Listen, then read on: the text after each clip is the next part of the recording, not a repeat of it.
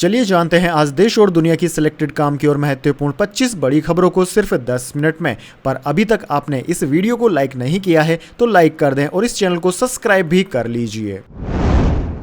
एक मास रेपिस्ट को आप बचा क्यों रहे हैं प्रधानमंत्री जी? प्रज्वल रेवन्ना मामले पर राहुल गांधी ने पूछा सवाल।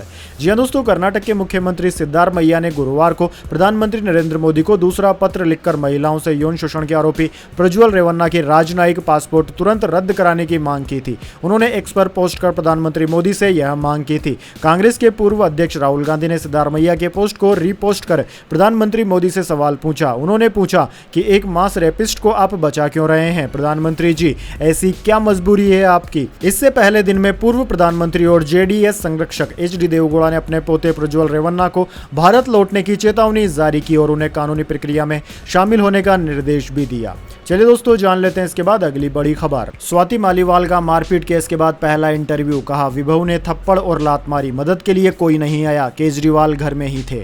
जी हां दोस्तों, आम आदमी पार्टी के राज्यसभा सांसद स्वाति मालीवाल ने अपने साथ हुई मारपीट के बाद पहली बार इंटरव्यू दिया। उन्होंने गुरुवार को न्यूज एजेंसी एएनआई से बातचीत करते हुए कहा कि वे 13 मई को सुबह 9 बजे के करीब मुख्यमंत्री अरविंद केजरीवाल से मिलने सीएम आवास गई थी। वहां पर स्टाफ ने ड्राइंग रूम में बैठाया और कहा कि केजरीवाल घर पर हैं और मिलने आ रहे हैं। उसी समय विभू कुमार वहां पर आते हैं और मुझसे मारपीट करने लग जाते हैं। विभू ने मुझे 7-8 थप्पड़ मारे। जब मैंने उन्हें धक्का देने की कोशिश की तो उन्होंने मेरा पैर पकड़ लिया, मुझे नीचे घसीट दिया। मालीवाल ने आगे कहा कि मेरा सिर सेंट्रल टेबल से टकरा गया, मैं नीचे गिरी, फिर उन्होंने मुझे लातों से मारना शुरू कर दिया। मैं बहुत जोर से चिल्लाई लेकिन कोई मदद के लिए नहीं आया। मालीवाल ने आरोप लगाया कि 13 मई को केजरीवाल के पीए विभू कुमार ने उनके साथ मारपीट की है। पुलिस ने मामले में 16 मई को एफआईआर दर्ज कर विभू कुमार को अरेस्ट कर लिया था। चलिए दोस्तों जान लेते हैं इसके बाद अगली बड़ी खबर। ठाणे की केमिकल फैक्ट्री में बॉयलर फटा, 6 की मौत, 56 घायल। धमाके 3 किमी दूर तक सुनाई दिए। आसपास के कई घरों को पहुंचा नुकसान। जी हां दोस्तों, महाराष्ट्र के ठाणे जिले के डोंबिवली में गुरुवार को एक केमिकल फैक्ट्री में बॉयलर फटने से आग लग गई। हादसे में 6 की मौत हो गई और 56 लोग घायल हो गए। यह कंपनी MIDC के फेज 2 में स्थित है। स्थानीय लोगों ने बताया कि छोटे छोटे लगातार 3 धमाके हुए। ये इतने तेज थे कि लगभग 3 किलोमीटर तक सुनाई दिए। आसपास की इमारतों के शीशों में दरारें आ गई। चलिए दोस्तों जान लेते हैं इसके बाद अगली बड़ी खबर। ब्रॉडकास्टर्स ने डीके का IPL रिटायरमेंट कंफर्म किया। सबसे ज्यादा मैच खेलने वाले दूसरे खिलाड़ी, सभी सीजन में खेलने वाले 7 प्लेयर्स में शामिल। जी हां दोस्तों, रॉयल चैलेंजर बेंगलुरु के स्टार विकेटकीपर बल्लेबाज दिनेश कार्तिक ने IPL से संन्यास लेने का फैसला किया है। हालांकि कार्तिक ने अभी तक आधिकारिक तौर पर IPL से अपने संन्यास की पुष्टि नहीं की है। हालांकि IPL के डिजिटल ब्रॉडकास्टर जियो सिनेमा की ओर से जो फोटो और IPL की ओर से जो वीडियो जारी किया गया है उससे यह माना जा रहा है कि कार्तिक ने IPL से संन्यास ले लिया है। दरअसल दोस्तों, कार्तिक 257 मैच दूसरे सबसे ज्यादा IPL मैच खेलने वाले प्लेयर है। इस लिस्ट में टॉप पर MS धोनी है जिन्होंने 264 मुकाबले खेले हैं। अपने 17 साल के IPL सफर में कार्तिक ने 6 IPL टीमों की ओर से खेला। कार्तिक ने राजस्थान रॉयल्स के खिलाफ एलिमिनेटर मुकाबले के बाद जिस तरह से टीम के साथियों के साथ मुलाकात की और दर्शकों का अभिवादन किया उससे यह तय हो गया है कि अब कार्तिक ने IPL को अलविदा कह दिया है। उन्होंने मौजूदा सीजन में 15 मैचों में 187.36 की स्ट्राइक रेट से 326 रन बनाए। इस सीजन RCB के लिए सबसे ज्यादा रन बनाने वाले वे चौथे बैट्समैन रहे। चलिए दोस्तों जान लेते हैं इसके बाद अगली बड़ी खबर। आरोपी को पकड़ने एम्स के वार्ड में पुलिस ने बोलेरो दौड़ाई। महिला डॉक्टर से छेड़छाड़ का केस। कहा भीड़ उग्र हो रही थी इसलिए ऐसा किया।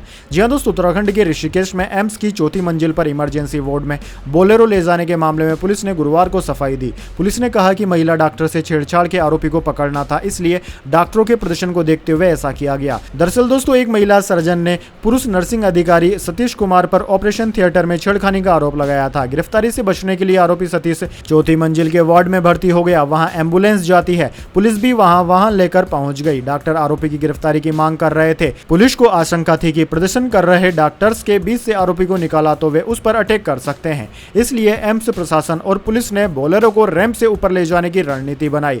एम्स प्रशासन की मदद से आरोपी को किसी तरह से अस्पताल से बाहर। जज बने रहने लायक नहीं है बांदा CJM। हाईकोर्ट की सख्त टिप्पणी। बिल भेजा तो बिजली अफसरों पर करा दिया फर्जी केस। जी हां दोस्तों, इलाहाबाद बाद हाईकोर्ट ने बांदा के सीजेएम भगवान दास गुप्ता के खिलाफ सख्त टिप्पणी की है। कोर्ट ने कहा है कि जज ने निजी हित के लिए पद का गलत इस्तेमाल किया, बिल भेजने पर बिजली विभाग के अफसरों पर फर्जी केस कराया, वह जज बने रहने लायक नहीं है। साथ ही हाईकोर्ट ने हिदायत दी कि निचली अदालत का कोई भी जज बिना जिला जज की परमिशन के एफआईआर दर्ज न कराए, हालांकि अति गंभीर मामलों में केस दर्ज करा सकते हैं। चलिए दोस्तों जान लेते हैं इसके बाद अगली बड़ी खबर। राजस्थान में 48.8 डिग्री सेल्सियस टेम्परेचर, 5 की हुई मौत।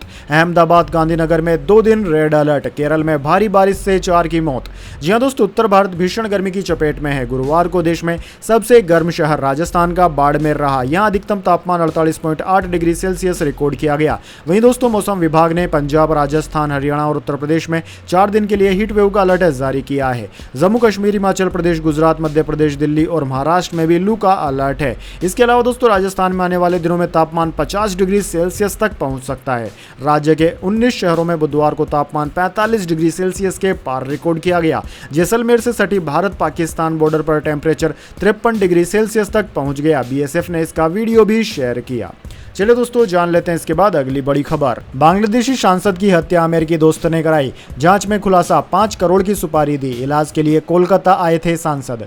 जी हां दोस्तों, भारत में 8 दिन से लापता बांग्लादेश के सांसद अनवारुल अजीम अनार की बुधवार को कोलकाता के न्यू टाउन इलाके में मौत हो गई। पश्चिम बंगाल की सीआईडी इस मामले की जांच कर रही है। न्यूज एजेंसी एएनआई की रिपोर्ट के मुताबिक शुरुआती जांच में पता चला है कि यह प्री प्लान हत्या थी। अनार के ही एक अमेरिकी दोस्त ने उन्हें मारने के लिए 5 करोड़ रुपए की सुपारी दी थी। आरोपी का कोलकाता में एक फ्लैट भी है। इससे पहले मामले में 3 बांग्लादेशियों को गिरफ्तार किया गया था। चलिए दोस्तों जान लेते हैं इसके बाद अगली बड़ी खबर। केजरीवाल बोले बीजेपी में एकजुटता नहीं, उनके पास ताकत लेकिन पार्टी के लोग इसकी कदर नहीं करते। मालीवाल केस पर चुप रहे। जी हां दोस्तों, अरविंद केजरीवाल का कहना है कि इस बार लोकसभा चुनाव में मोदी सरकार की हार होगी। उन्होंने हिंदुस्तान टाइम्स को दिए इंटरव्यू में इसकी वजह भी बताई। उन्होंने कहा कि मोदी सरकार एकजुट नहीं है। उन्होंने कांग्रेस के साथ अपनी दोस्ती के बारे में भी बात की। साथ ही पत्नी सुनीता केजरीवाल की राजनीतिक भूमिका पर सफाई दी। केजरीवाल ने कहा कि भाजपा चाहती है कि मैं इस्तीफा दे दूं, मुझे जेल में डाला गया, यह सब मुझे सीएम पद छोड़ने के लिए मजबूर करने की साजिश है। वे चाहते हैं कि मेरी सरकार गिर जाए, लेकिन मैं उनके जाल में नहीं फंसूंगा, मैं इस्तीफा नहीं दूंगा। केजरीवाल ने कहा कि मोदी सरकार महंगाई, बेरोजगारी मिटाने में नाकामयाब रही है। चलिए दोस्तों जान लेते हैं इसके बाद अगली खबर। अडानी पर लो ग्रेड कोयले को हाई ग्रेड में बेचने का आरोप। कंपनी ने आरोपों को झूठा बताया। शेयर पहले गिरे फिर रिकवर होकर बंद हुए।